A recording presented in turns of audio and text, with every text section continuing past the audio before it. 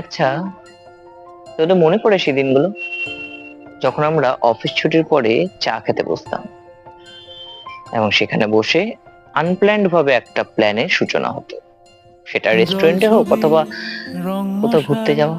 School ছুটির মনে পড়ে হজমিরা বাড়ি ফেরার পর রূপকথার হোয়াটসঅ্যাপ গ্রুপ পায়রাদের গল্প কনভারসেশনে বল। হাজার একটা মেসেজের পাহাড় জমতো, তারপর তার রিপ্লাই, হাসি ঠাট্টা বন্ধু চল সবকিছু। আজ সেই জিনিসটা অনেকটাই কমে গেছে।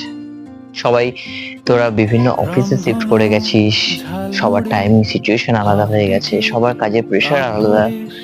ভরিস হয়তো বিঘ্ন দেখা হলে নাই সপ্তাহে, না চুরমুড়ে সপ্তাহে নয়, গল্প বল। মাসে 1 থেকে 2 বার। ঘুরতে গেলে সেটা হয়তো 5-6 মাসে একবার। বন্ধু চল রেস্টুরেন্ট হতে পারে, যদি হোয়াটসঅ্যাপে গ্রুপ কনভারসেশনটা অন হয় বন্ধু চল তাহলেই সম্ভব। রোদ্দুরে মন কেমন মাঠ জুড়ে খেলবো আজ।